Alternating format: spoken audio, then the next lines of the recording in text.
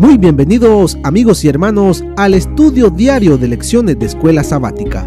La palabra de Dios dice: mas buscad primeramente el reino de Dios y su justicia, y todas las demás cosas vendrán por añadidura. Por eso, a partir de este momento, Radio Adventista, la voz de la verdad, te invita a mantener la sintonía del cielo para que puedas escuchar y comprender el estudio de hoy con nuestro hermano Humberto Cativo.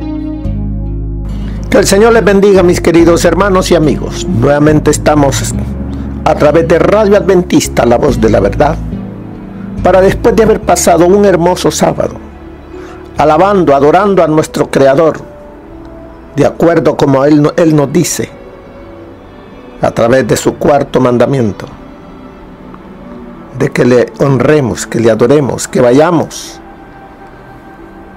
y nos gocemos con Él en su presencia. Este día lo pasamos escuchando su palabra, estudiando la lección, compartiendo con los hermanos, y fue un día hermoso. Ahora vamos a estudiar la lección número 4. Vamos a la introducción de la lección número 4. Y el título para esta semana: justificación por medio de la fe. Ese es el título de la semana. Y el versículo de memoria nos dice en el libro de Romanos, capítulo 3, versículo 28. Concluimos pues que el hombre es justificado por fe, sin las obras de la ley. Ese es el versículo donde dice mucho. Cuando dice, concluimos pues que el hombre es justificado. ¿Justificado de qué? ¿De qué somos justificados? Bueno, el tema central de la epístola a los romanos es la justicia de Dios. Ese es el tema central. La provisión divina para hacer frente a la emergencia que introdujo el pecado en los dominios de Dios. Pero, ¿por qué fue necesaria tal provisión? ¿Por qué fue necesaria la cruz? ¿Por qué fue necesaria la muerte del Hijo de Dios? ¿No había otro camino? ¿Otra manera de resolver el problema? En realidad, había otro camino, pero Dios rehusó tomarlo. ¿Había otro camino? Sí.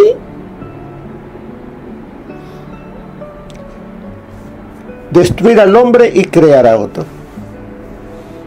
Ese era otro camino, pero Dios no tomó ese camino. En realidad, como dice, había otro camino, pero Dios rehusó tomarlo. Cuando Adán y Eva fueron creados y colocados como mayordomos de Dios en el jardín del Edén, fueron puestos a prueba. Dios les especificó claramente las condiciones bajo las cuales debían operar. Había un árbol, el árbol de la ciencia del bien y del mal, en medio del huerto, del cual no debían comer, porque el día que de él comiereis, ciertamente, ¿qué pasaría con ellos? Moriréis, como dice Génesis 2:17. Les advirtió el Señor. Cuando Adán y Eva, seducidos por el gran engañador, desobedecieron el claro mandato divino y comieron del fruto del árbol prohibido, Dios tenía todo el derecho de darles lo que merecían. Su justicia no solo se lo permitía, sino que lo demandaba, porque la paga del pecado, ¿qué dice en Romanos 6:23? La paga del pecado es muerte. Pero la pregunta es, ¿por qué no lo hizo? ¿Por qué no borró del mapa a esos seres que habían demostrado ser indignos e inmerecedores de la confianza de su Creador. Porque Dios, además de ser justo, es amor. Adán y Eva, a pesar de su rebelión, eran hijos de Dios. Y Él los amaba con amor eterno. Por eso decidió hacerles extensivas sus misericordias, como dice Jeremías 31:3. La pregunta que le dirigió a Adán después de su transgresión, ¿dónde estás tú?, lo encierra todo. Esas palabras eran el llamado de la justicia de Dios, que no puede tolerar el pecado, de ese Dios que nunca es lento, de ese Dios que, aunque es lento para la ira, no puede dar por inocente al culpable. Expresaban al mismo tiempo el llamado del amor de Dios, que está dispuesto a hacer lo indecible para perdonar y salvar mientras hay esperanza. En esta lección llegamos al tema básico de Romanos. Como dice ahí la lección, la justificación por la fe. La gran verdad que más que cualquier otra dio lugar a la Reforma Protestante. Mire lo que nos dice concerniente a esto el comentario bíblico adventista, cuando nos dice: concluimos pues que el hombre es justificado por fe sin las obras de la ley. El hecho de que la justificación sea por fe implica con claridad que esta no es simplemente un reajuste impersonal de la condición legal en que el hombre se encuentra a la vista de Dios. La fe en Cristo implica una relación personal con el Redentor. Significa amor y gratitud para con el Salvador con respecto a su amor por nosotros los pecadores. Se basa en una profunda admiración por Jesús, debido a todo lo que Él es, con un sincero deseo de conocerlo mejor y llegar a ser como Él es. Significa que confiamos enteramente y sin reservas en Cristo, hasta el punto en que nos sentimos dispuestos a aceptar plenamente lo que Él nos dice y a seguir su conducción, cualquiera que sea. Sin una fe tal, no puede haber justificación. El propósito de Dios no es solo perdonar pecados pasados. Su principal idea es la restauración del hombre, y esta solo puede experimentar por medio de una fe incondicional. Una fe incondicional en Jesucristo. Por lo tanto, la justificación no puede ser separada de sus frutos. Las experiencias transformadoras de la conversión, el nuevo nacimiento y el consiguiente crecimiento en la santificación. La fe que gozosamente acepta cada fase del programa divino para nuestra restauración y voluntariamente participa de ella, es la que ha aceptado plenamente la justicia que Cristo imparte inmerecidamente en la justificación. Así es de que durante este trimestre, al estudiar el libro de Romanos, vamos a recibir el mensaje, a que se nos grabe en la mente que somos salvos, que el hombre es justificado por fe en Cristo Jesús. La frase en sí dice, es una figura basada en la ley. en la ley. Porque ¿quién era justificado? ¿A dónde es que necesitamos ser justificados? En un juicio. ¿Por qué? Porque aquel que es condenado necesita de un salvador, de un abogado, de alguien que interceda por él. Por eso dice, la frase en sí es una figura basada en la ley. ¿Por qué? Porque vamos a leer otra parte donde nos habla concerniente a todo eso. Y nos dice,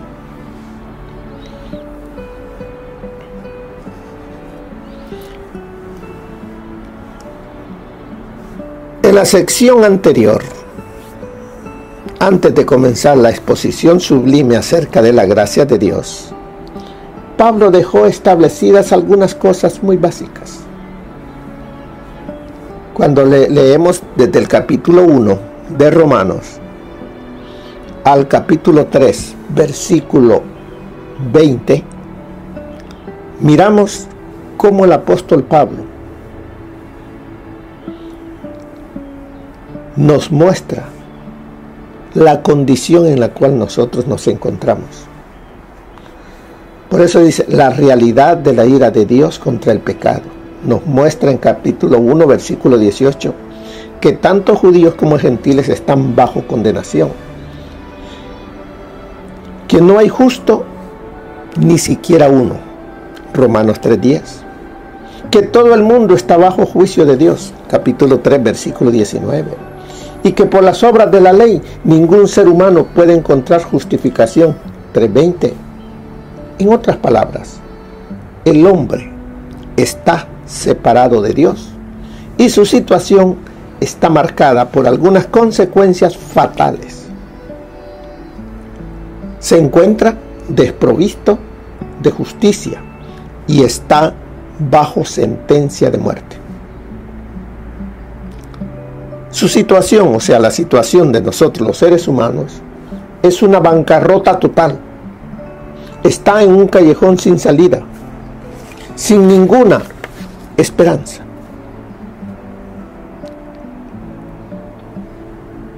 Pero ¿qué dice el versículo 21? Pero ahora. Busque ahí, dice, pero ahora, aparte de la ley. Pero vamos a detener una parte esa, pero ahora. Con las palabras, pero ahora, Pablo introduce el Evangelio.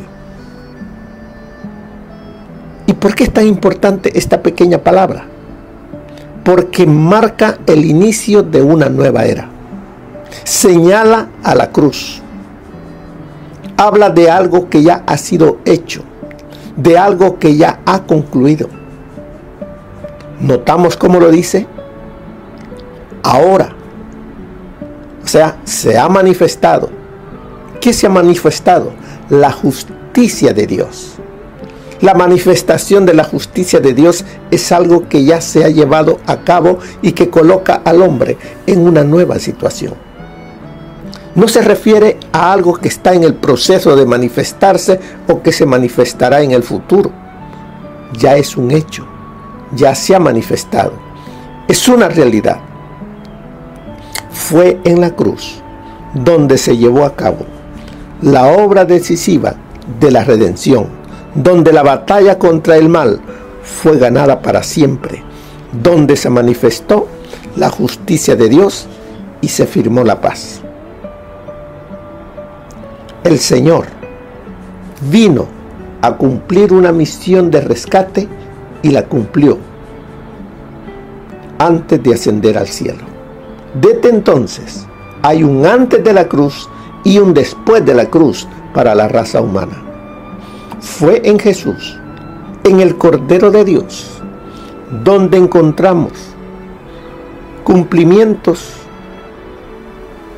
en las profecías milenarias del Antiguo Testamento. Dios estaba en Cristo reconciliando consigo al mundo. Segunda de Corintios 5:19. Fue en la cruz donde dio su vida en rescate por muchos. Marcos 10:45. En la cruz, la suerte de la humanidad cambió para siempre. Ahora hay esperanza otra vez. Pero, ¿qué es diferente ahora de lo que era antes? En forma concreta, ¿qué es lo que realmente cambió con la cruz? El apóstol menciona a través de la epístola en varias formas diferentes qué cambios trajo la cruz. Veamos algunos. En primer lugar, hubo un cambio de la ira a justicia. Si estamos siguiendo el pensamiento del apóstol, es obvio que hubo un cambio de la ira a la justicia. Antes de la cruz, por causa del pecado del hombre, nos había dicho el apóstol que la ira de Dios se revela desde el cielo. Capítulo 1, verso 18. Pero ahora, con la venida de Cristo, se ha manifestado la justicia de Dios. Capítulo 3, versículo 21. La ira de Dios, que debía caer sobre el violador de la ley, cayó pesadamente sobre el Hijo de Dios, cuando tomó el lugar del pecador culpable y cargó con sus pecados. En la cruz la justicia de Dios fue satisfecha y ahora Él puede manifestar su gracia para con el pecador arrepentido. En segundo lugar, hubo un cambio de condenación a justificación. Por el pecado de Adán vino la condenación a todos los hombres. De la misma manera, por la justicia de uno, vino a todos los hombres la justificación de vida. Eso está en capítulo 5, versículo 18. Antes de la cruz, había solo promesas que apuntaban hacia una liberación futura. Después de la cruz, se encuentra la realidad, el cumplimiento de todo lo anunciado previamente. Una diferencia significativa que existe entre el Antiguo y el Nuevo Testamento es un asunto de tiempo. El Antiguo Testamento se proyecta hacia el futuro, cuando vendría el Mesías. El día del Señor está en el futuro, porque aquí viene el día, decía Malaquías 4:1. Había dicho el profeta. El Nuevo Testamento mira hacia el pasado, porque el Mesías ya vino. Lo que se anunciaba en el Antiguo Testamento ha encontrado su cumplimiento en Jesús. Por eso en la cruz encontraron cumplimiento todas las profecías mesiánicas, comenzando con Génesis 3:15. En tercer lugar, la cruz también trajo un cambio de esclavitud a libertad. La esclavitud del pueblo de Israel en Egipto y su liberación presentan un paralelismo muy cercano con la realidad espiritual de la humanidad. Los israelitas eran esclavos del faraón de Egipto. Dios los liberó en forma gloriosa y sobrenatural. De un día para otro quedaron libres. De igual manera, en el caso del hombre, nosotros nacemos en la esclavitud. El pecado nos hace merecedores de la ira de Dios. Nosotros no podemos encontrar remedio para nuestro mal, pero algo extraordinario ocurrió aquel viernes de tarde en el Monte Calvario. Y lo extraordinario, lo incomprensible, es que Dios estaba en Cristo reconciliando consigo al mundo. Segunda de Corintios 5:19. Desde ese momento, en el momento mismo en que murió el Cordero de Dios, nuestra esclavitud pasó a la historia. Ustedes dirán, ¿de dónde lee esto? ¿Dónde dice? Este es un libro de estudio de Romanos por el pastor Atilio René Dupertuis. Pero vemos, como dice la introducción, la frase en sí es una figura basada en la ley. El transgresor de la ley se presenta ante un juez y es condenado a muerte por sus transgresiones. La paga del pecado es muerte. Pero, esa palabrita, pero, entonces aparece un sustituto. Un sustituto toma sobre sí las faltas del transgresor y limpia al infractor. ¿Quién hizo eso? Porque el Señor le había dicho al ser humano, Adán, el día que comas de esto que te estoy diciendo, no lo debes de comer, mueres. Pero no sucedió así. No murió en el instante. ¿Por qué? Porque vino un sustituto. ¿Allá en el jardín del Edén hubo un sustituto? Sí. ¿Hubo derramamiento de sangre? Sí. ¿A dónde dice eso? ¿Se recuerdan cuando el hombre pecó y se miró desnudo? ¿Qué hizo? Dice que se cubrió, hizo delantales con hojas de higuera. Cuando Dios le dice, Adán, ¿dónde estás?, se escondió. Y luego salió al rato.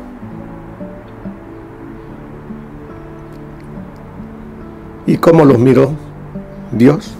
Con esas hojas, esos delantales de hojas de higuera.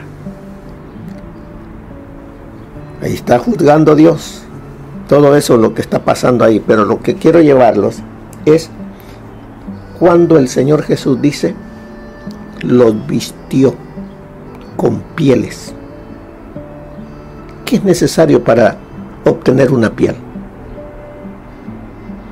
Que alguien muera. ¿Quién murió? Dice que el Hijo de Dios fue inmolado desde el principio. Y un cordero tuvo que morir para poder de esa manera cubrir la vergüenza de la desnudez del ser humano. Y todo eso estaba anunciando lo que iba a ocurrir en la cruz del Calvario.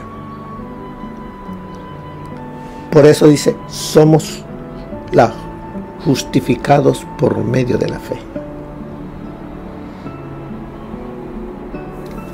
Al aceptar al sustituto, dice ahí la lección, el culpable ahora se encuentra ante el juez, no solo libre de su culpabilidad, sino también se considera que nunca cometió las faltas por las que fue llevado ante los tribunales. ¿Por qué? Porque el sustituto cargó con todos los pecados del acusado. ¿Cómo queda entonces el acusado? Limpio. ¿Cómo lo ve el juez? En este caso Dios lo mira limpio. ¿Por qué? Porque el sustituto cargó la suciedad del pecado que estaba en el acusado. Por eso dice ahí, y eso es porque el sustituto, que tiene un historial, ¿cómo dice? Perfecto. ¿Y quién es el único ser perfecto que ha vivido aquí en la tierra? El Hijo de Dios, Cristo Jesús, que descendió de los cielos, habitó entre nosotros y cargó en su cuerpo los pecados de la raza humana. Él ofrece al transgresor su propio cumplimiento de la ley. ¿Quién es el único que ha guardado el cumplimiento de la ley? Fue Jesús. De ahí ninguno de nosotros. Porque ¿qué es pecado? Transgresión de la ley. ¿Qué hemos entonces transgredido? La ley de Dios. Por eso sigue diciéndonos, en el plan de salvación, cada uno de nosotros es el transgresor. Tú eres un transgresor, yo soy un transgresor. ¿Y qué es lo que merezco? La muerte. Pero el amor de Dios por ti y por mí dio a un sustituto. Y Él por amor vino también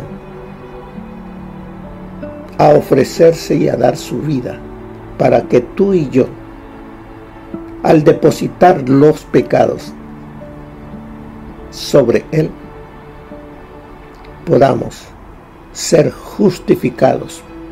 Otra palabra en justificado es perdonado. El sustituto, dice ahí la lección, Jesús, tiene un historial perfecto. Él se presenta ante la corte en nuestro lugar y su justicia es aceptada en lugar de nuestra injusticia. ¿Por qué Él puede presentar su justicia? Porque Él vivió aquí una vida perfecta, amando a su Padre, obedeciendo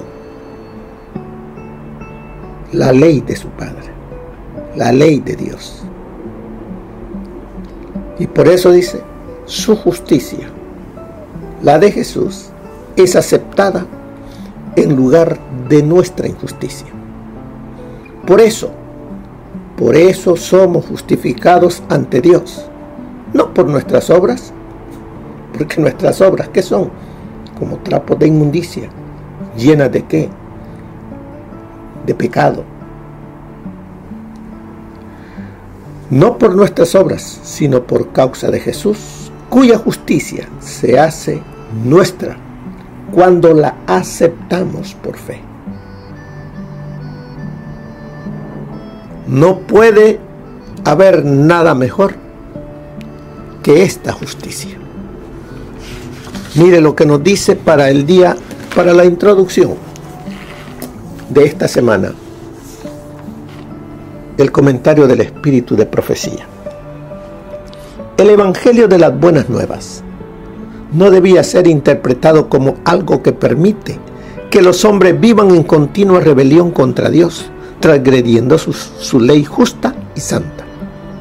Los que pretenden entender las Escrituras, ¿por qué no pueden ver que el requisito de Dios bajo la gracia es exactamente el mismo que impuso en el Edén?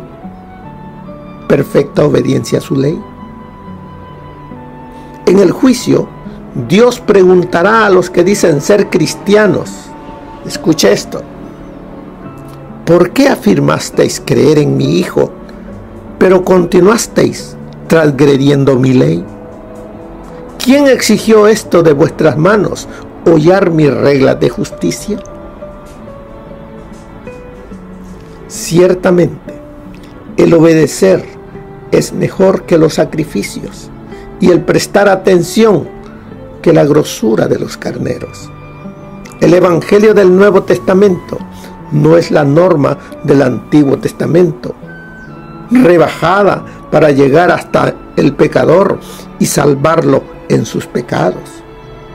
Dios pide obediencia de todos sus súbditos, obediencia completa a todos sus mandamientos.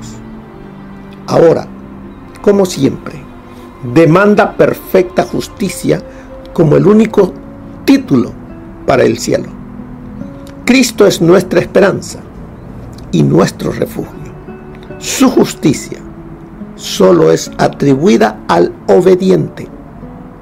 aceptémosla por fe, para que el Padre no encuentre ningún pecado en nosotros. Pero los que han quebrantado la santa ley no tendrán derecho a pedir esa justicia. Ojalá pudiéramos contemplar la inmensidad del plan de salvación como hijos obedientes de todos los requerimientos de Dios, creyendo que tenemos paz con Dios por medio de Jesucristo, nuestro sacrificio expiatorio.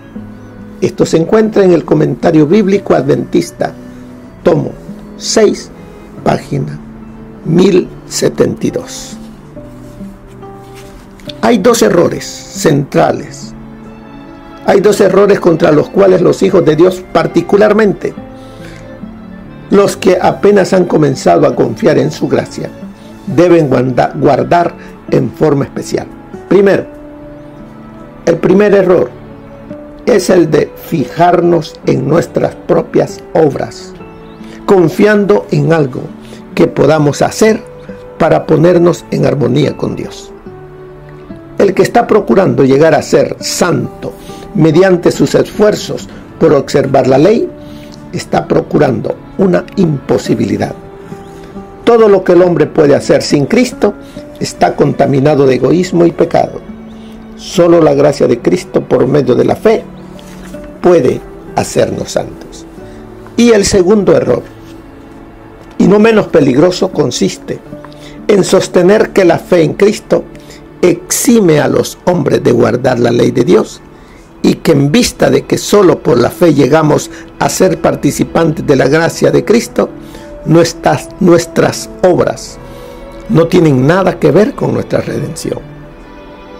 Nótese, sin embargo, que la obediencia no es un mero cumplimiento externo, sino un servicio de amor. La ley de Dios es una expresión de la misma naturaleza de su autor. Es la personificación del gran principio del amor y es, por lo tanto, el fundamento de su gobierno en los cielos y en la tierra.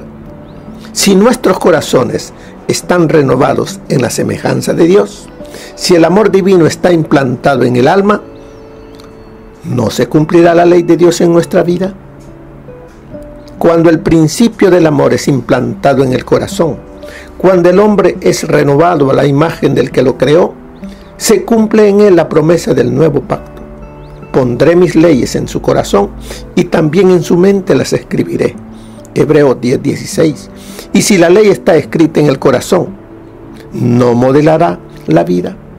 La obediencia, es decir, el servicio y la lealtad que se rinden por amor, es la verdadera prueba del discípulo. Esto está en El Camino a Cristo, página 60. Durante esta semana vamos a estudiar acerca de las obras de la ley, acerca de la justicia de Dios, por su gracia, la justicia de Cristo y sin obras de la ley. Así es de que, hermanos, tomemos tiempo durante esta semana para que podamos ser enseñados por el Espíritu Santo cómo debemos de vivir justificados por medio de la fe de nuestro Señor Jesús. Que Dios les bendiga, mis queridos hermanos, y que pasen una feliz semana. Bendiciones. Amén.